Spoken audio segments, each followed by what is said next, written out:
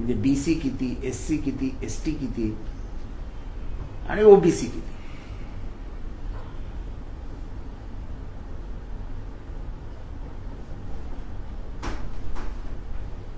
एकीकडे सरकार निर्णय घेतं की ओपन मध्ये रिझर्वेशन वाल्यांनी यायचं नाही. आम्ही नेमके संख्येने किती आहोत हे तर आम्हाला समजू द्या. आणि ओपन हे कधीपासून रिझर्वेशन व्हायला लागलं? संविधानामध्ये ओपन हे रिझर्वेशन नाहीच आहे. ती जरी गोष्ट बाजूला ठेवली तरी तुम्ही शब्द दिला होता या देशाला की आम्ही ओबीसी ची जनगणना करू. म्हणजे ही लढाई विश्वनाथ प्रताप सिंग म्हणजे त्या काळापासून सुरू झाली. त्याच्यानंतर लालू प्रसाद यादव, मुलायम सिंग यादव, अखिलेश यादव, महाराष्ट्रामध्ये गोमीदार मुंडेजी, छगन भुजबळजी या सगळ्यांनी ही लढाई लढली. पण आता मात्र गपचूप बशनात बांधून ही बाजूला ठेवली जाते. आणि हे सरकार ह्या जनगणनेमध्ये कुठेही ओबीसी जनगणना करताना दिसत नाही. ही चक्क ओबीसी समाजाची फसवणूक आहे. आणि मला वाटतं ह्याच्या विरोधात ओबीसी समाज पेटून बाहेर येईल. त्याच्यापेक्षा जनगणना करूच नका. एक तर आधी प्रयत्न केला की जनगणनेच्या आधी मतदारसंघ वाढवण्याचा, त्याच्या मागे महिलांचं आरक्षणाचं लेबल लावून टाकलं. जे संविधानातच नाही ते करताय कशाला तुम्ही? संविधान पायदळी तुडवताय. वारंवार आम्ही सांगतोय की तुम्ही संविधान पायदळी तुडवताय. कॉक्रोच जनता पार्टी. आता तुम्ही देशातल्या तरुणांना काही उद्योग नाही, धंदे नाही, कशाच्याही नाद्याला लागतात, कॉक्रोच आहेत असं म्हणण्याचं धारिष्ट जेव्हा सर्वोच्च न्यायालयात दाखवलं जातं तेव्हा इथला भडकलेला तरुण वर्ग जर एकत्र येण्याची सुरुवात झाली असेल आणि त्याच्या माध्यमातून जर कोणीतरी मराठी पोरगा अमेरिकेतनं कॉक्रोच जनता पार्टी नावाचं पेज काढत असेल आणि त्याला सर्व राजकीय पक्षांच्या कैक पटीने जास्त रिस्पॉन्स मिळत असेल तर त्याच्यात पोटात दुखण्यासारखं काय आहे? म्हणून तुम्ही काय त्याचं पेजच उडवून टाकणार? गेल्या काही दिवसांमध्ये असं लक्षात येत आहे की बंडखोर विद्रोही लोकांचे ट्विटर अकाउंट डिलीट होत आहेत, त्यांचे इंस्टाग्राम अकाउंट डिलीट होत आहेत, फेसबुक डिलीट होत आहेत. हे कशासाठी? मला आजही इंदिरा गांधींचं कौतुक ह्याच्यासाठी आहे की त्यांच्या विरोधात जेएनयू म्हणजे जवाहरलाल नेहरू युनिव्हर्सिटी दिल्लीमध्ये अतिशय उग्र आंदोलनं चालायची. पण एक इमर्जन्सीच्या काळात तुमचं हे वागणं आम्हाला मान्य नाही असं म्हणण्यासाठी आंदोलन झालं आणि स्वतः इंदिरा गांधींना आमंत्रित करण्यात आलं की आमचं निवेदन घेण्यासाठी तुम्हीच या. तेव्हा त्यांचे नेते सीताराम येचुरी होते आणि इंदिरा गांधी स्वतः दरवाज्यावर गेल्या आणि सीताराम येचुरी यांच्या हातनं सगळ्या विद्यार्थ्यांच्या हातनं निवेदन घेतलं. आणि नंतर त्यांनी ज्या काही चुका झाल्या होत्या त्या चुकांची माफीही मागितली. फार वर्ष झालेली नाही आपल्याला स्वातंत्र्य मिळून, पण ह्या देशातली लोकशाही आणि देशातली जनता प्रगल्भ आहे. चायनामध्ये तायनामॅन स्क्वेअरमध्ये विद्यार्थ्यांचं आंदोलन झालं, गोळ्या घालून चिरडून टाकण्यात आलं. या देशाला तुम्ही कुठे नेताय? आरोप करण्यात आला की ते कॉक्रोच जनता पार्टीमध्ये पाकिस्तानचे आणि बंगालचे लोक समाविष्ट झालेले आहेत. त्याचा जो मुलगा आहे ज्यांनी हे सुरू केलं त्यांनी लगेच पुरावा टाकला आणि तो ऑफिशियल पुरावा टाकला की 18 मिलियन जे फॉलोअर्स आहेत त्याच्यातले 94% भारतीय आहेत आणि त्यांचं वय पण टाकलं त्यांनी.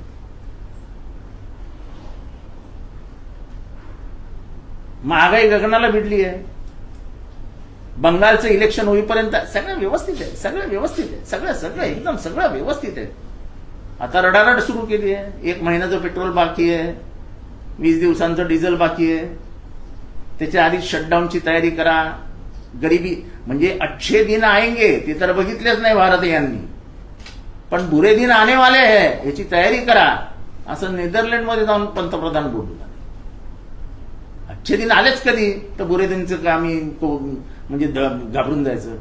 पण या देशाला घाबरवण्याचं काम पंतप्रधानांनी केलं की आपली आर्थिक स्थिती बिघडलेली आहे, डबघाईला गेलेली आहे, त्यामुळे त्यांनी तेल कमी वापरा, रॉकेल कमी वापरा, पेट्रोल कमी वापरा, गॅस कमी वापरा, भाजी कमी खा, चपात्या कमी खा, हे खा ते खा, हे खाऊ नका ते खाऊ नका.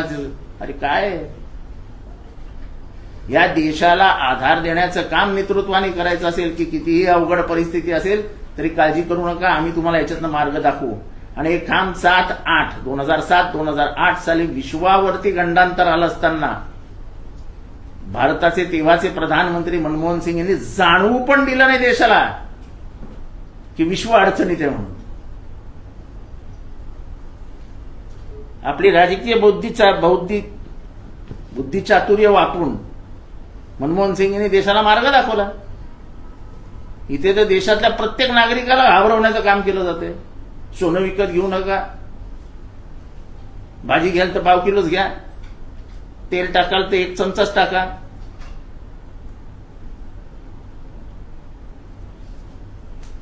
हे काय पद्धत आहे. पूर्ण शेअर मार्केट कोलमडलं. स्मॉल इन्व्हेस्टर्स नावाची जी गोष्ट असतात, छोटे गुंतवणूकदार, ते तर साफ झाले. पुढच्या 2 महिन्यामध्ये कित्येक आत्महत्या होतील, कित्येक आत्महत्या. कारण का स्वतः पंतप्रधान देशाला घाबरवण्याचं काम करतात तेव्हा हे सगळं धोकादायक असतं.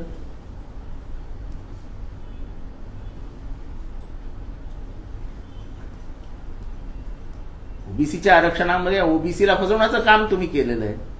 एकीकडे म्हणायचं की ओबीसी आमचा डीएनए आहे आणि दुसरीकडे ओबीसीला चापट्या मारत राहायच्या. बरोबर नाही.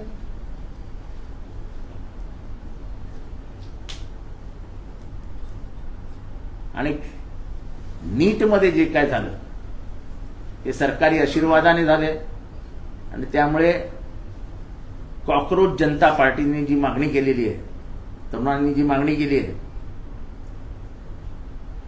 की शिक्षण मंत्र्यांनी राजीनामा द्यावा, त्याला समर्थन देण्याचं काम आम्ही करणार आहोत. शिक्षण मंत्र्यांनी राजीनामा दिलाच पाहिजे. राष्ट्रीय शिक्षण मंत्र्यांनी, इथल्या शिक्षण मंत्र्यांचा काही संबंधच नाही.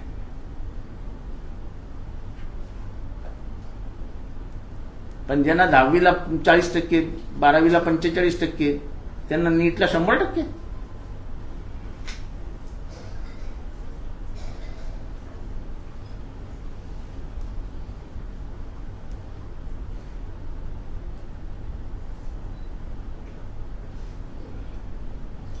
त्यामुळे या देशाची आर्थिक परिस्थिती खराब आहे हे आम्ही वर्षभरापासून बोलत होतो. राहुल गांधी 3 महिने अगोदर बोलले की असं विचित्र परिस्थिती येईल किंवा देशाला अवघड जाईल सामोरे जाणं. तेव्हा राहुल गांधींना हसण्यावरही घेतलं. त्यांची टिंगलटवाळी करण्यातच दिवस गेले आणि आता स्वतःच सांगतात की सगळं अवघड आहे. आता काय करायचं, आता काय करायचं.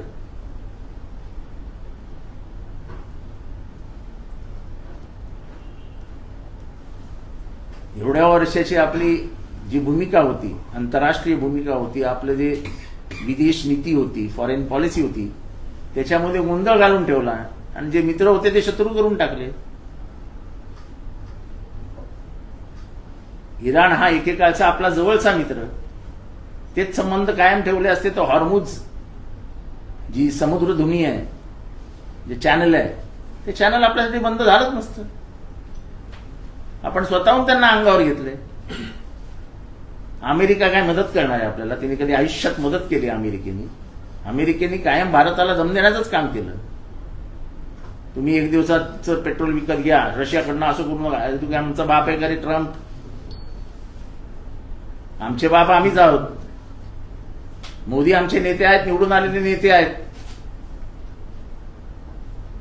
पण त्या नेत्याला असं घाबरवण्याचं काम जर अमेरिका करत असेल तर अमेरिकेच्या विरोधात बीजेपी सकट सगळ्यांनी भूमिका घ्यावी. उभा भारत तुमच्या बरोबर आहे.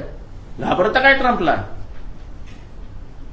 भारताला स्वातंत्र्य ट्रम्पने दिलेलं नाही, गांधी नेहरूंनी दिलेलं आहे, वल्लभभाई पटेलांनी दिलंय, सुभाषचंद्र बोसनी दिलंय. कुठल्या अमेरिकेने येऊन इथे आम्हाला मदत केलेली नाहीये. कोण आहे ट्रम्प? Donald Trump. तो असेल अमेरिकेचा बाप, त्याचा भारताशी काही संबंध नाही.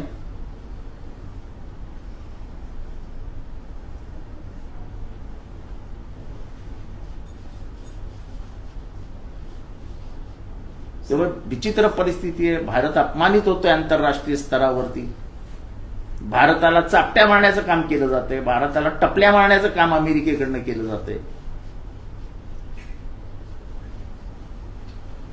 आणि काही विशिष्ट कारणांसाठी अमेरिका आपल्यावर दबाव टाकते आणि आपण त्या कारणांना घाबरून माघार घेतो आहोत, असं आता स्पष्ट होत आहे.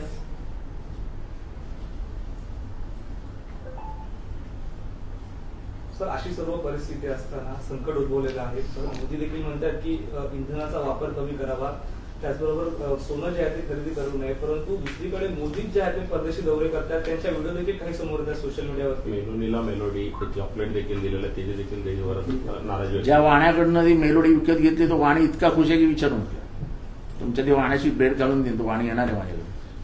आवडसाहेब जितके नावाचा जो व्यक्ती आहे त्याला अमेरिकेत देखील आता धमकीचे फोन द्यायला लागले. असं आहे की त्याचे आई वडील बिचारे रडत आहेत की ह्या देशाची परिस्थिती काय आहे,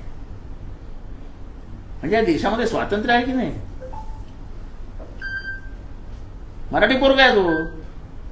आपण सगळ्या मराठी पोरांनी एकत्र येऊया आणि सांगूया की दादागिरी नाही चालवून घेणार मराठी पोरं. एखादी भूमिका एखाद्या मराठी पोरांनी घेतली तर त्याला दम देण्याचं काम कोणी करू नये. आणि मला नाही वाटत तो टिपके घाबरेल.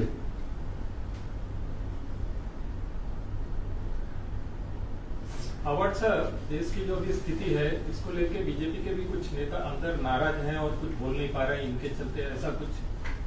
देखो कौन नाराज है कौन नाराज नहीं है ये नहीं दिख रहा है, लेकिन जो कॉकरोच पार्टी को जो समर्थन जिस तरीके से 5 दिनों में मिला उसे साफ पता चलता है कि देश के नौजवान बहुत नाराज हैं. तुम उनको कॉकरोच करके संबोधित नहीं कर सकते.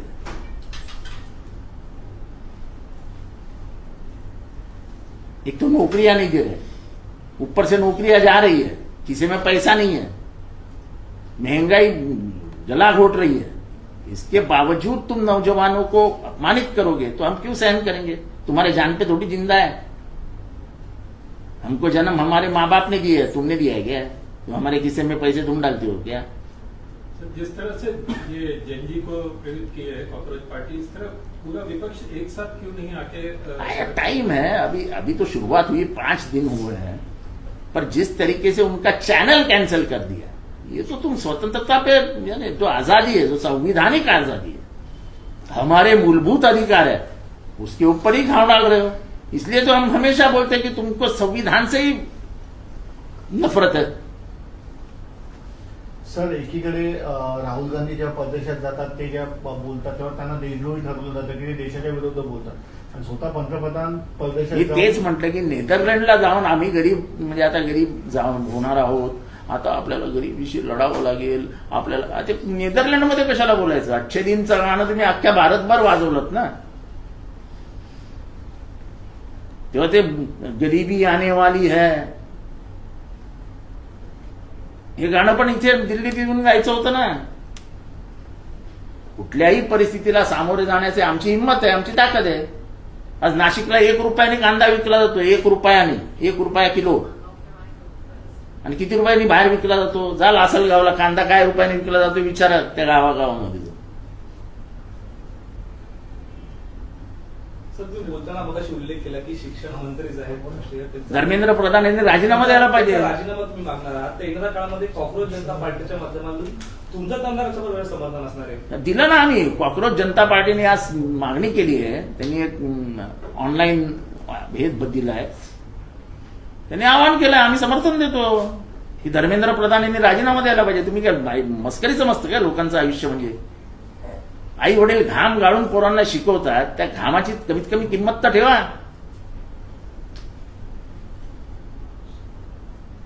येणाऱ्या काळामध्ये ही कॉकरोच जनता पार्टी उठाव करेल या सर्वांच्या विरोधामध्ये. नाही, असं आहे की उठाव दिसतोच आहे ना, उठाव होणारच आहे. तुम्ही टायनामॅन स्क्वेअर सारखे गोळ्या घालून लोकांना ठार नाही मारू शकत भारतामध्ये. भारत हे 10,000ची फटाक्याची माळ कशी पेटते तसं आहे. एक कोणा पेटला तर शेवटचा कोणा पेटतो पटकन. आणि देशामध्ये ती परिस्थिती निर्माण होते.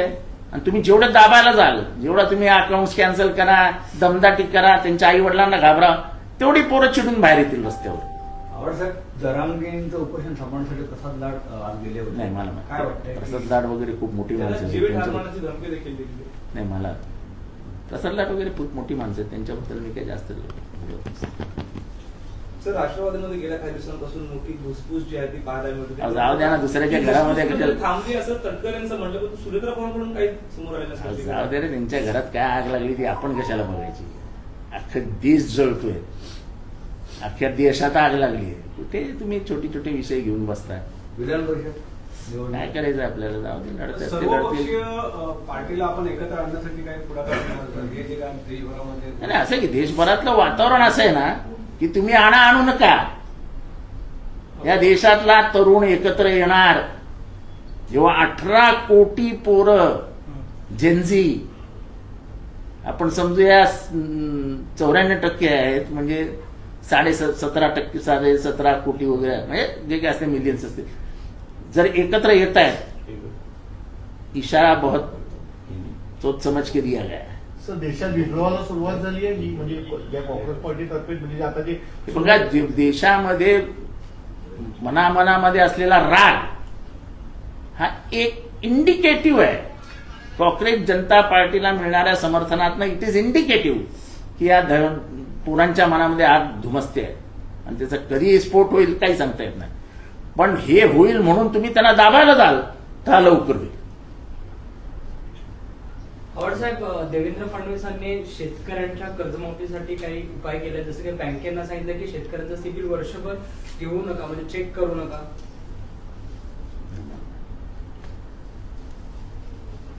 साहेब, ठाण्यातल्या मोठ्या भूखंडासंदर्भात ठाणे महानगरपालिकेला टीडीआरच्या माध्यमातून 2800 कोटी रुपये द्यायचे, आणि या संदर्भात सर्वोच्च न्यायालयाने स्थगिती दिलेली आहे. या संदर्भात 20 कंप्लीट चोरी आहे ती.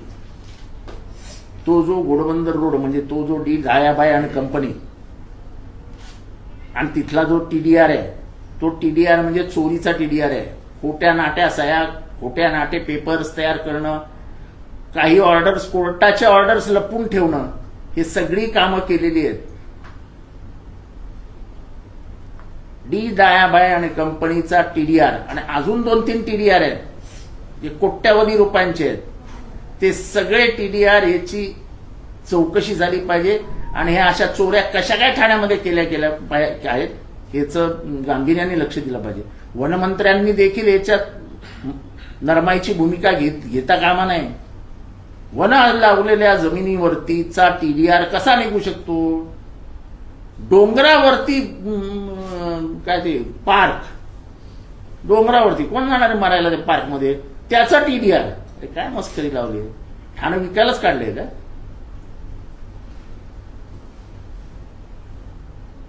अवार्ड साहब, कल मार्केट में जो आग लगी, अभी फायर ऑडिट नहीं हुआ था, बहुत पहले से चला था, तो इस तरह और वास्तु है थाना में? देखो ऐसा है कि 300 लोग कम है हमारे इधर. हम कभी सोचेंगे कि नहीं इसके बारे में? मुझे तो लगता है उनको फायर ब्रिगेड भी कॉन्ट्रैक्ट पे देने का है कि हमको थाना में आदत लग गई है, जो अपने से नहीं होता है 2 कॉन्ट्रैक्ट पे, साफ सफाई अपने से नहीं होती 2 कॉन्ट्रैक्ट पे, ये काम अपने से नहीं होता है 2 कॉन्ट्रैक्ट पे.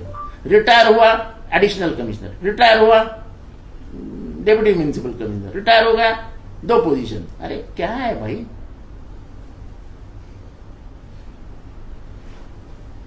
कि हर किसी के खाने पीने के ये है कि हम लोग कि नहीं, तेरा खाना पीना मेरे नाम पे, तो म्युनिसिपल कॉर्पोरेशन का तेरे को दे दिया, सब खाना पीना मेरे नाम पे. अरे रिटायर किया गया है तो जाने दो ना, उसको सम्मान करो, उसको घर भेजो. इतना ही अच्छा काम किया है तो आपके नहीं घर पे रखो उसको. ये सब जो चल रहा है इसके पीछे कुछ पॉलिटिकल ये है क्या दबाव? देखो, महानगर पालिका पॉलिटिकल दबाव के सिवा नहीं चल सकती है. कोई म्युनिसिपल कमिश्नर माइकालाल पैदा नहीं हुआ जो खुद के जान पे कुछ कर सके. हर म्युनिसिपल कमिश्नर ये गुलामी होता है सत्ताधारियों का. सर, यापूर्वी पण अनेकांनी म्हणजे अनेक राजकीय पक्षांनी त्या गावदेवी भाजी मार्केटच्या त्रुटींसंदर्भात पालिका प्रशासनाला अनेकदा जागा करून दिलं, परंतु पालिका प्रशासन जागी झाली नाही. पण या 2 जणांची बळी गेल्यानंतर आज पालिका प्रशासन म्हणते की आम्ही फायर ऑडिट आणि सेफ्टी आता मी काल सांगितलं, मुंबऱ्यामध्ये ब्रिजच्या खाली मंडी लावण्यात हजारो बोकडं ठेवण्यात आलेली आहेत. तिथेच वडापावच्या गाड्या आहेत, तिथेच कबाबच्या गाड्या, म्हणजे तिथे आगीचं सगळं आहे. पळायला जागाच नाही तिथे, कुठलीही परमिशन नाही तिथे. चालू आहे. उद्या आग लागली की बोंबाबोंब होणार, मेले की परत बोंबाबोंब होणार. मी उघड आत्ता तक्रार करतो. मी जाऊन बघून आत्ता तिने मंडी लागलेली आहे. काही करत नाही. त्या कवळेवरती दबाव आणला जातो पॉलिटिकल. चालू आहे. यामध्ये आता मी स्वतः कमिशनरला फोन करून काल सांगितलं की असं असं झालंय, बघा जरा जाऊन.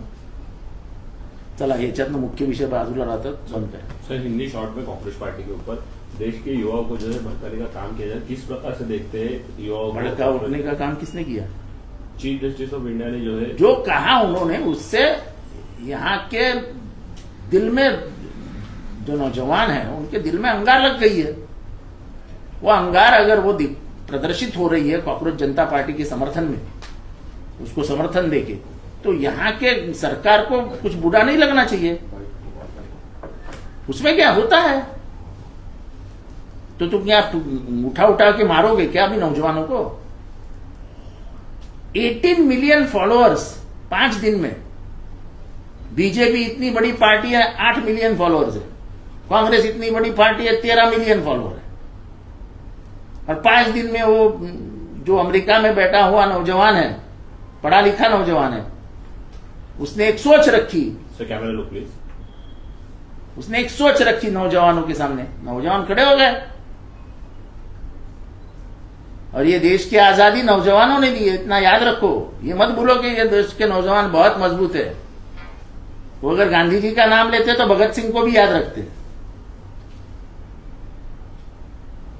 और भगत सिंह नौजवान थे लेकिन गांधी जी की पूजा करते थे. तो ये सोच आंदोलन का रूप लेगी, आपको लगता है सर?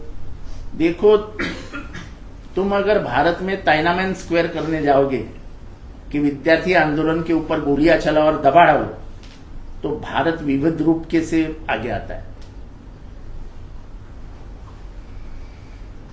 इससे आपको एक इशारा देता हूं कि इंदिरा गांधी ने जब इमरजेंसी लगाई थी तो जवाहरलाल नेहरू यूनिवर्सिटी, जिसको आज बदनाम किया जाता है, जेएनयू में बहुत बड़ा आंदोलन खड़ा किया था. तो यह आंदोलन कहीं बाहर नहीं जाए हाथ से, इसलिए इंदिरा गांधी खुद दरवाजे पे गई. और तभी जेएनयू के लीडर थे सीताराम येचुरी, तो बाद में भारत की राजनीति में बड़ा नाम उभर के आया. उनके हाथ से निवेदन लिया. लेकिन इंदिरा गांधी के सामने सबसे बड़ी चुनौती किसने खड़ी की? तो बिहार में और गुजरात में नवनिर्माण आंदोलन जो विद्यार्थियों ने शुरू किया और जिसका नेतृत्व आखिर में जाके जयप्रकाश नारायण जी ने किया और इंदिरा गांधी को पलटाने का काम किया, वो अंगार किसने लगाई? तो नौजवानों ने लगाई. वो बिहार और गुजरात में जो अंगार लगी वो नौजवानों ने लगाई थी. विद्यार्थी आंदोलन आया था उसके बीच में.